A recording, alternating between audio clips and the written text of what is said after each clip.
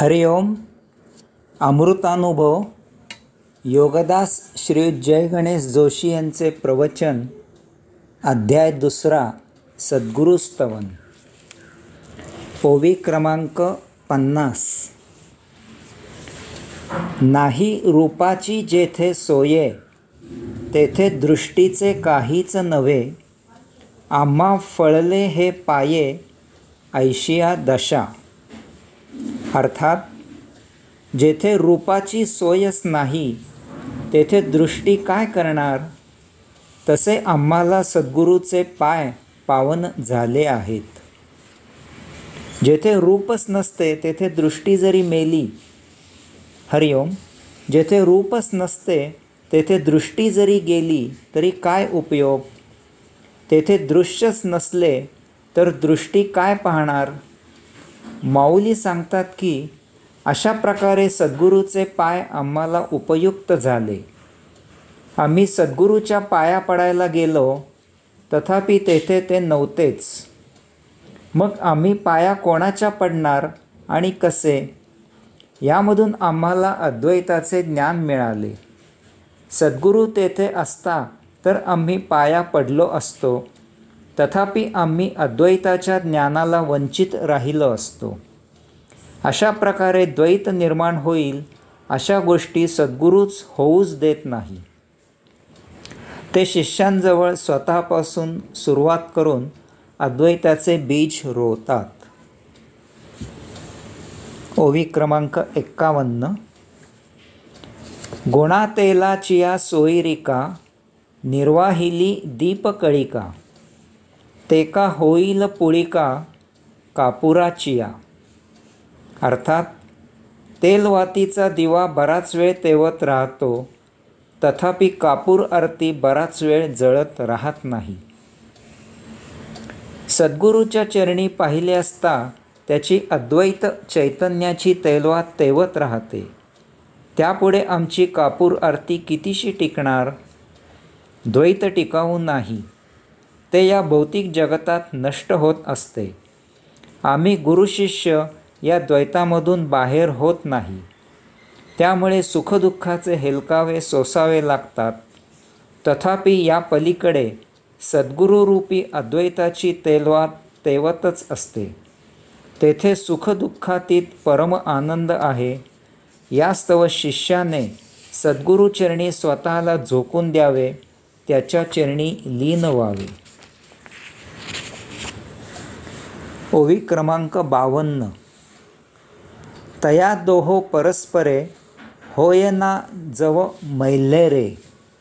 तव दोहीचेही सरे, सरीसेची. अर्थात कापूर आणि अग्नी यांचे मिलन झाले की ती दोघेही उरत नाहीत. कापुराला अग्नी दिला की तत्क्षणी कापूर जळून संपतो आणि त्याच क्षणी अग्नीही शमून जातो. तेथे कापुराची किंवा अग्नीची नाव निशाणी राहत नाही. याचप्रमाणे द्वंद्व एकमेकात असे काही जमून जावे की त्या दोहोपलीकडे अद्वैत प्रस्थापित व्हावे. त्यातच सत्य आहे, आनंद आहे, कैवल्य आहे. मैत्री विनाकारण व्हावी, इतकी की त्याला मैत्री म्हणता येऊ नये. मैत्री झाली की सर्वप्रथम त्याचे कारण शोधावे. ते सापडले तर सर्वप्रथम ते कारण मैत्रीत नाहीसे करावे. तरच मैत्री आणि शत्रुत्व न येता असे संबंध अबाधित टिकतात. पतिपत्नी यांचे नाते या पलीकडे असावे, तरच तेथे एकत्र राहण्यात महा आनंद आहे. सद्गुरू आणि शिष्य यांचे नाते अद्वैतात स्थिर व्हावे. तेथे ज्ञान प्रदान करण्याचा आव नसावा आणि ज्ञान ग्रहण करण्याचा भावही नसावा. दोघांनीही एकमेकांच्या प्रदान ग्रहणाचा आनंद घ्यावा. ओवी क्रमांक 53. तेवी देखेना मी ययाते, तव गेले वंद्य वंदिते. चेईलिया कांते, स्वप्नीची जेवी.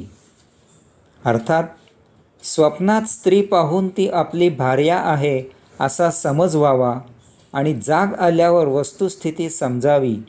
त्याप्रमाणे मी सद्गुरूला वंदन करण्यासाठी गेल्यावर माझ्यातील अद्वैतभाव जागृत होऊन वंदन करण्याचा द्वैतभाव नष्ट होतो. माऊली उदाहरण देतात, स्वप्नात स्त्री पाहिल्यावर एखाद्याचा गैरसमज होतो की ती आपली पत्नी आहे. तथापि जाग आल्यावर ते स्वप्न होते, ती वस्तुस्थिती नव्हती हे उमजते. याचप्रमाणे मी जेव्हा सद्गुरूला वंदन करण्यासाठी जातो तेव्हा माझ्यात ते सद्गुरू आणि मी त्यांचा शिष्य आहे असा द्वैतभाव असतो. जणू काही मी झोपेत स्वप्न पाहत आहे. तथापि तेथे गेल्यावर सद्गुरू हा माझा द्वैतभाव नष्ट करतात.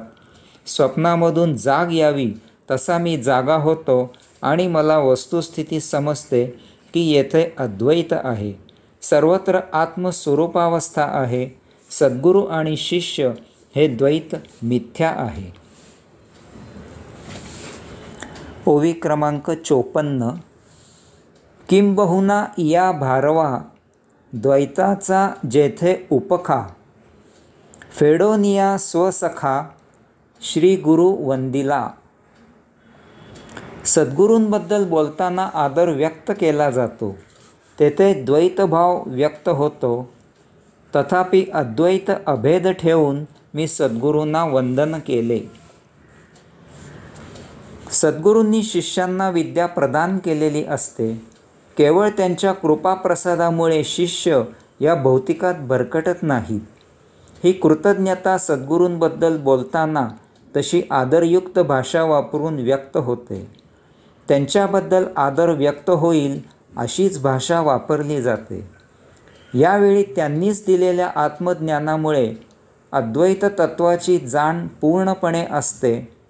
परंतु केवळ आदर व्यक्त करण्यासाठी तशी भाषा वापरली जाते, तेथे द्वैताचा मागमूसही नसतो. आई आणि अपत्य ही अद्वैत आहेत. तथापि आई अपत्याचा सांभाळ करताना द्वैतभाव ठेवूनच त्याचा सांभाळ करते. एरवी सांभाळ करणे शक्य होणार नाही. अशावेळी तिच्यामधील अद्वैतभाव तसाच असतो.